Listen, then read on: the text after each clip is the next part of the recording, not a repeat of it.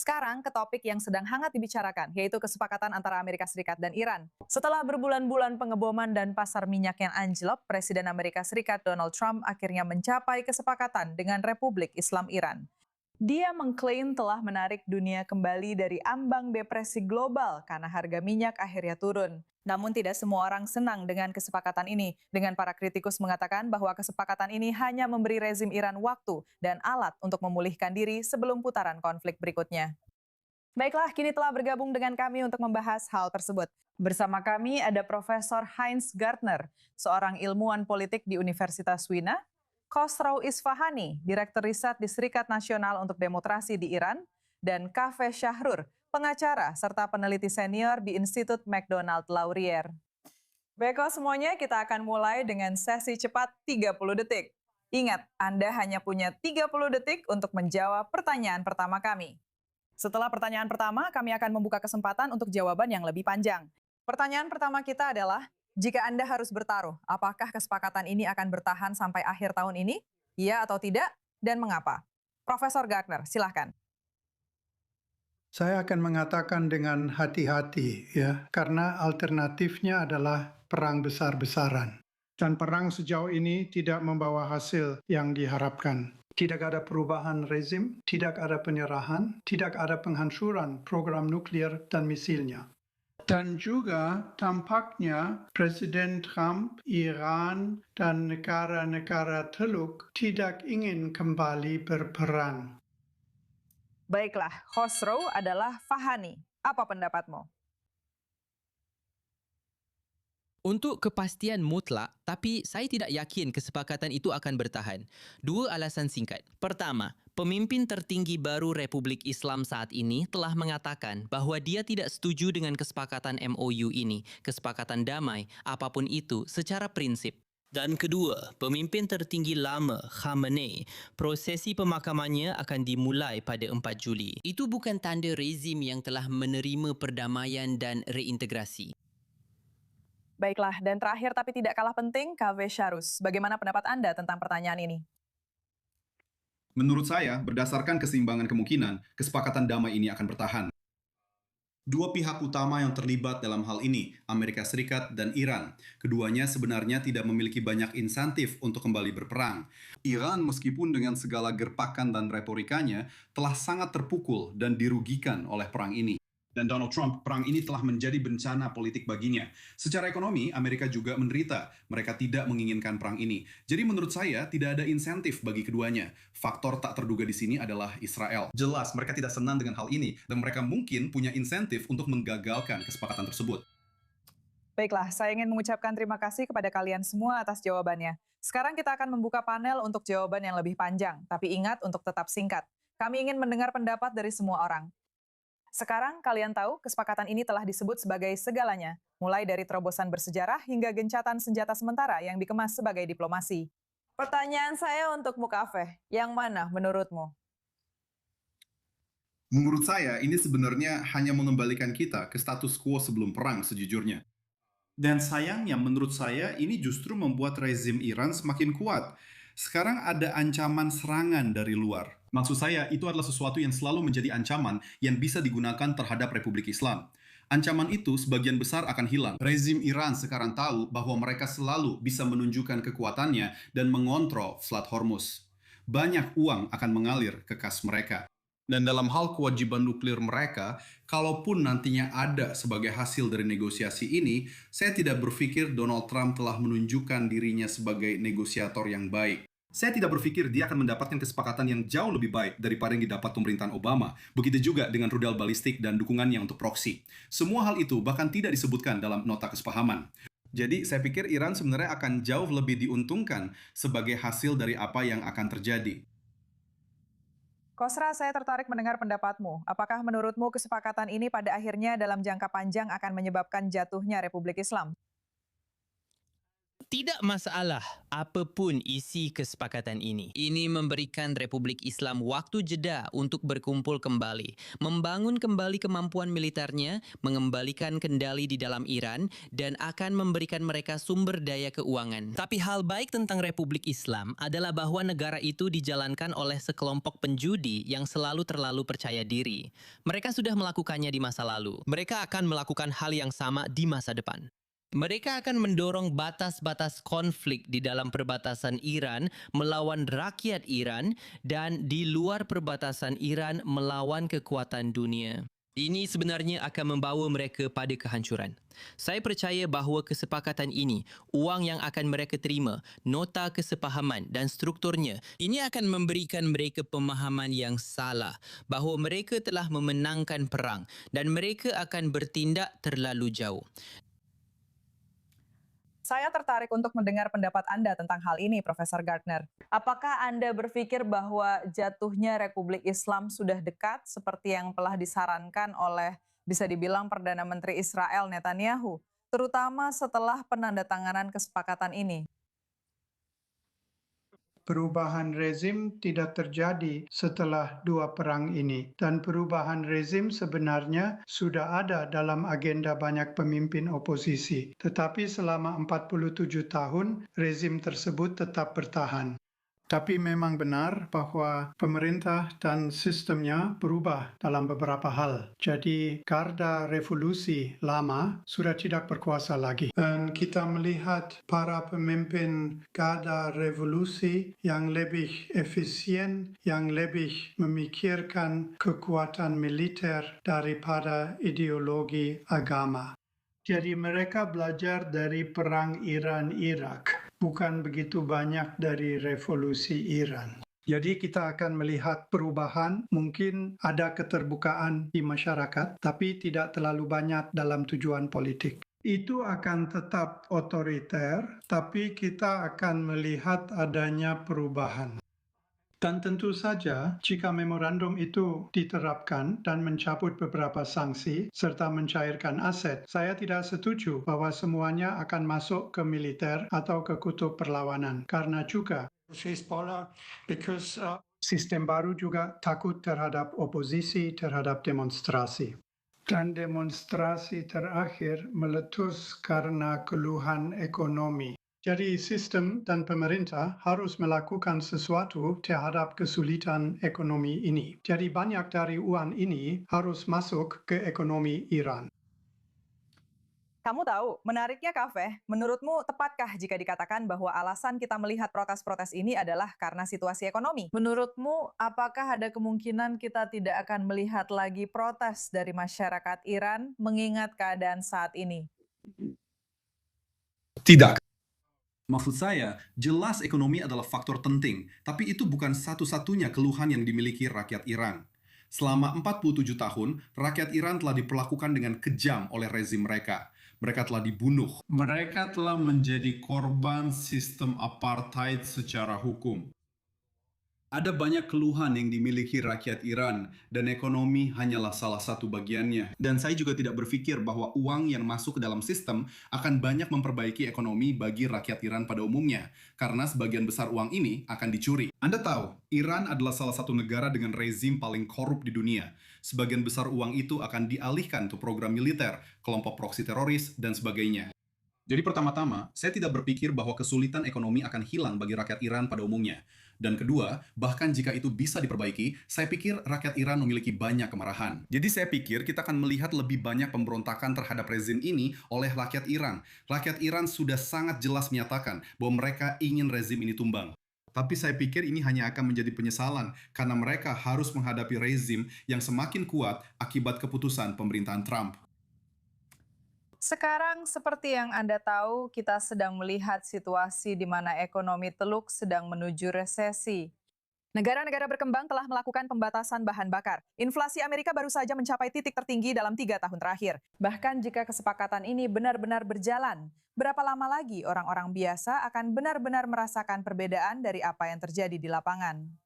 Dan kamu tahu, jelas kita tahu bahwa kepentingan politik mengambil peran yang sangat besar, bisa dibilang dalam pengambilan keputusan Trump. Ada banyak yang mengatakan bahwa setelah pemilu paruh waktu, kita akan melihat Amerika Serikat dan Iran kembali menuju perang. Apa pendapatmu tentang itu? Dan saya ingin bertanya secara khusus kepada Kosro. Sebelum menjawab pertanyaan itu, saya hanya ingin menanggapi sesuatu yang dikatakan oleh Profesor. Dengan segala hormat, Pak, Anda hidup di alam semesta paralel yang tidak ada. Di alam semesta mana Republik Islam menjadi kurang didorong oleh ideologi? Apakah Anda mendengarkan propaganda yang keluar dari rezim itu? Apakah Anda membaca surat kabar mereka? Apakah Anda menonton media pemerintah mereka? Itu sama sekali tidak benar. Propaganda dan ideologi rezim itu justru semakin gencar dalam beberapa minggu terakhir. Apa yang Anda katakan itu benar-benar salah secara fakta. Mereka justru memeluk paham Islamisme Syiah yang paling ekstrim.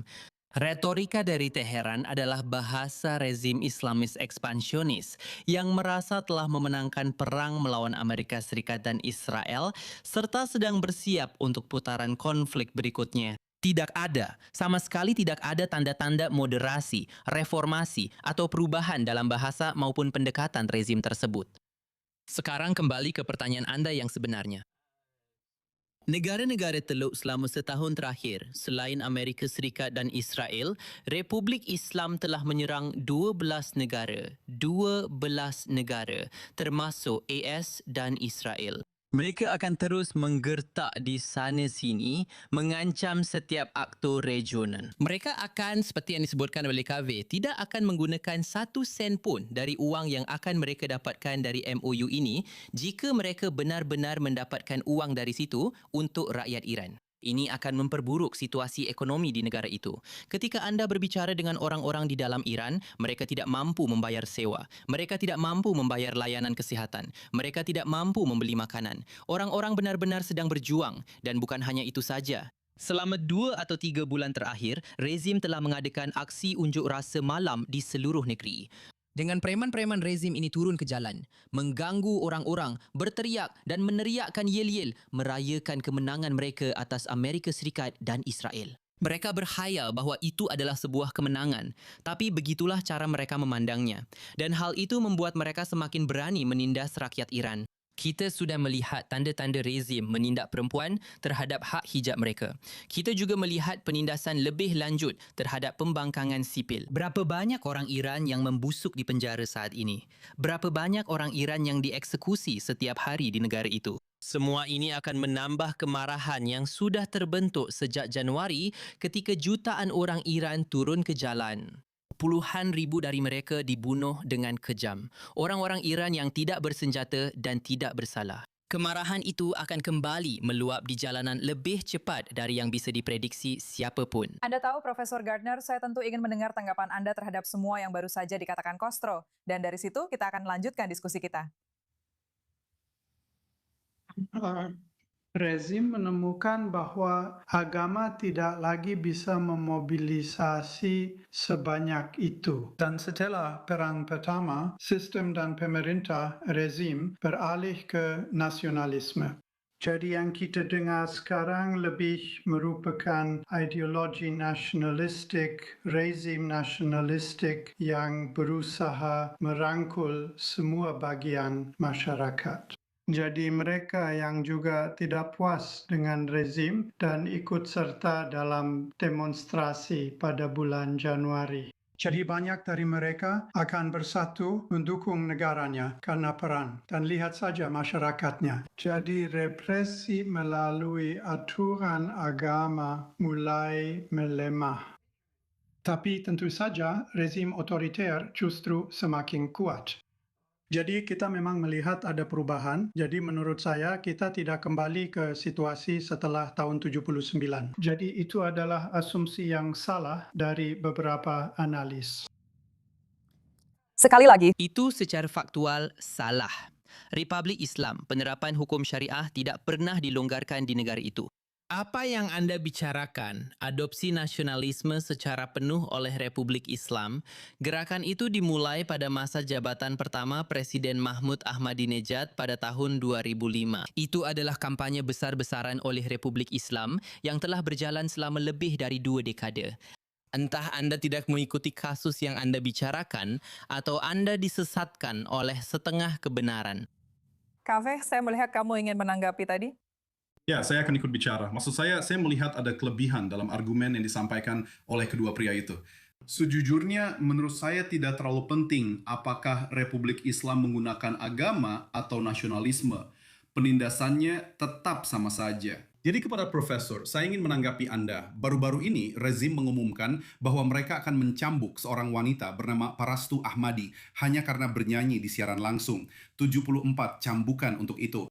Anda tahu, ini bukan rezim yang bersikap moderat dalam perilakunya. Saya setuju dengan Anda. Maksud saya, mereka semakin mengandalkan bahasa nasionalis, karena itulah yang cenderung lebih direspon oleh orang Iran. Tapi saya tidak berpikir bahwa sifat dasar rezim ini sedang berubah. Penindasan sudah tertanam dalam DNA dari sistem ini sendiri. Dan saya tidak berpikir bahwa kesepakatan nuklir atau perubahan para tokohnya akan mengubah hal itu. Ini adalah rezim yang berkembang dan ada untuk menundukkan populasinya. Begitulah cara kerjanya. Kamu tahu, Trump jelas memuji kesepakatan ini sebagai terobosan besar. Dia bilang ini akan membawa perdamaian ke Timur Tengah secara keseluruhan. Tentu saja, pertanyaan yang saya miliki adalah, siapa sebenarnya yang menang menurutmu ketika melihat ketentuan dari kesepakatan ini, 14 poin yang berbeda ini? Kave, sebenarnya aku ingin mendengar tanggapanmu terlebih dahulu tentang itu. Saya sudah mengatakan ini di media sosial, dan saya akan mengatakannya di sini. Menurut saya, ini mungkin salah satu momen paling mengejutkan dalam sejarah militer Amerika. Dalam hal penyerahan diri orang Amerika, dalam hal penyerahan yang mereka tunjukkan melalui nota kesepahaman ini. Saya rasa tidak ada cara untuk memutarbalikan nota kesepahaman ini, sehingga orang bisa berpikir bahwa Amerika keluar sebagai pemenang dari kesepakatan ini. Hampir semua dari 14 poin dalam nota kesepahaman itu menguntungkan pihak Iran. Itu adalah daftar keinginan Iran. Dan Anda tahu, rezim Iran, ada beberapa orang di dalam rezim yang menyuarakan bahwa mereka menentangnya. Tapi sebenarnya, maksud saya ini, mereka tidak pernah membayangkan akan mendapatkan kesepakatan yang lebih baik dari ini. Uangnya sangat-sangat banyak. Anda tahu, mereka sudah mengatakan bahwa mereka pada dasarnya akan menguasai Selat Hormuz. Selama 60 hari, nota kesepahaman itu menyatakan mereka tidak akan memungut biaya untuk itu, yang berarti mereka punya hak nantinya untuk memungut biaya penggunaan Selat Hormuz. Dan seterusnya seperti itu. Jadi menurut saya tidak diragukan lagi bahwa Iran, sayangnya, meskipun berat bagi saya untuk mengatakannya, Iran keluar sebagai pemenang dari hal ini. Dan sejujurnya, semua ini terjadi karena pandangan sempit Donald Trump dan pemerintahannya. Profesor Gardner, bagaimana pendapat Anda tentang hal ini? Apakah ini kemenangan bagi pemerintahan Trump atau bagi Republik Islam Iran? Saya tidak melihatnya sebagai permainan zero sum. Dan ini bukan pertandingan sepak bola yang ada pemenang atau kalahnya. Jadi memorandum atau perjanjian atau apapun itu harus mengakomodasi semua keluhan dan kepentingan. Dan tentu saja memorandum tersebut menyebutkan 4 poin yang sangat penting. Ini tentu saja adalah akhir dari semua perang, termasuk Lebanon, yang menjadi bagian dari salah satunya. Tapi yang kedua juga membuka Selat Hormuz, menghapus blokade ganda. Ketiga, isu nuklir. Dan bagi kami, pencabutan sanksi atas pembekuan aset Iran. Jadi masalahnya bukan pada isu-isu yang dibahas di sini. Masalahnya adalah urutannya. Jadi mana yang didahulukan. Dan kami melihat sekarang Lebanon dipertentangkan dengan Selat Hormuz. Dan setiap isu entah bagaimana digunakan untuk melawan yang lain. Jadi yang saya sarankan adalah melihat setiap isu secara terpisah, menegosiasikannya, dan ayo urutannya bisa dibahas nanti.